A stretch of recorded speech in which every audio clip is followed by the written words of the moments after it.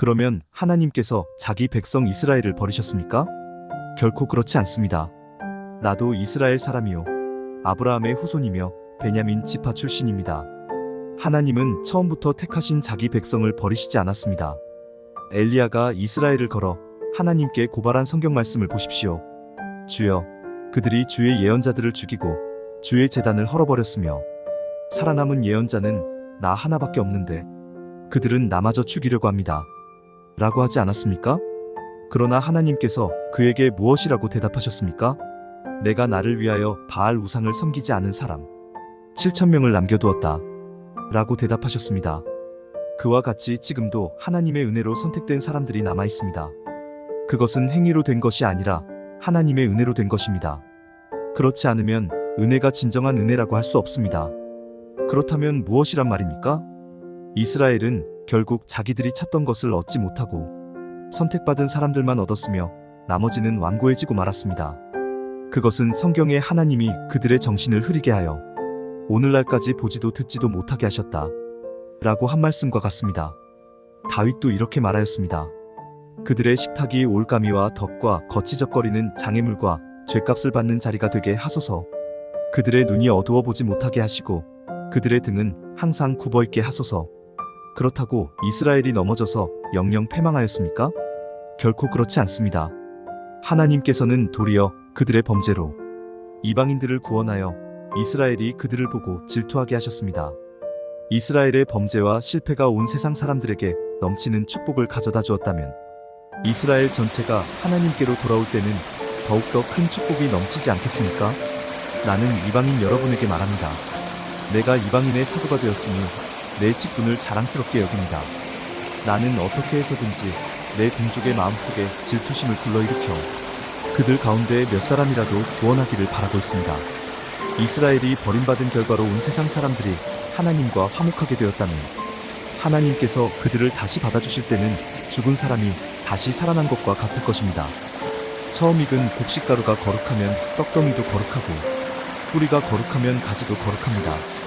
참감람나무 가지 얼마가 꺾이고 돌감람나무인 여러분이 거기에 접붙여져서 참감람나무 뿌리의 양분을 함께 받게 되었습니다. 그렇다면 접붙임을 받은 여러분은 그 꺾인 가지들에 대해서 자랑해서는 안 됩니다. 아무리 자랑하여도 여러분이 뿌리를 지탱해주는 것이 아니라 뿌리가 여러분을 지탱해주기 때문입니다. 그러면 여러분은 우리의 접붙임을 위해서 가지들이 꺾여졌다고 말할 것입니다. 그렇습니다. 그들은 믿지 않음으로 꺾여졌고 여러분은 믿음으로 접붙여졌으니 교만하지 말고 두려워하십시오. 하나님께서 원가지인 유대인들도 아끼지 않으셨다면 이방인인 여러분도 아끼지 않으실 것입니다. 그러므로 여러분은 하나님의 자비로우심과 엄하심을 생각하십시오. 넘어진 사람들에게는 하나님이 엄하게 다스렸습니다. 그러나 여러분이 계속 하나님의 은총 가운데 있으면 여러분에게는 자비를 베푸실 것입니다. 그렇지 않을 때에는 여러분도 잘리게 될 것입니다. 꺾인 가지와 같은 유대인들도 그들의 불신앙만 버린다면 접붙임을 받게 됩니다. 이것은 하나님에게 그들을 다시 접붙일 수 있는 능력이 있기 때문입니다. 원래 돌감람나무였던 여러분이 거기서 잘려서 참감람나무의 접붙임을 받았다면 원가지인 이 사람들을 본래의 참감람나무에 접붙이는 일이야 얼마나 더 쉽겠습니까? 형제 여러분, 여러분은 자만하지 않기 위해서도 한 가지 알아야 할 비밀이 있습니다. 이것은 하나님께 돌아오는 이방인의 수가 다 차기까지 일부 이스라엘 사람들이 불신앙을 고집하겠지만 그 후에는 모든 이스라엘 사람이 다 구원을 받을 것이라는 사실입니다. 그것은 성경에 이렇게 쓰인 말씀과 같습니다. 구원자가 시온에서 올 것이니 그가 이스라엘 백성에게서 경건치 않은 것을 제거할 것이다. 그리고 이것은 내가 그들의 죄를 없앨 때에 그들과 맺을 내 계약이다. 기쁜 소식의 견지에서 보면 이스라엘 사람들은 여러분을 위해 하나님의 원수가 되었지만 선택이란 점에서 보면 그들은 조상들 때문에 하나님의 사랑을 입은 사람들입니다.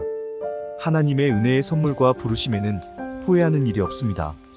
전에는 여러분이 하나님께 순종하지 않았으나 지금은 이스라엘 사람들의 불순종 때문에 여러분이 하나님의 은혜를 받게 되었습니다.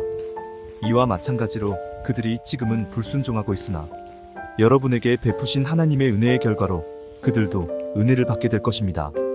하나님이 모든 사람을 불순종에 맡겨두시는 것은 그들 모두에게 은혜를 베풀기 위해서입니다. 하나님의 지혜와 지식의 부요함이란 그 깊이가 끝이 없습니다. 그분의 판단은 헤아릴 수 없으며 그분의 길은 추적할 수가 없습니다. 누가 주의 마음을 알았으며 누가 그분의 상담자가 되었습니까? 하나님께 먼저 드렸으니 하나님이 갚아주셔야 한다고 말할 사람이 누굽니까?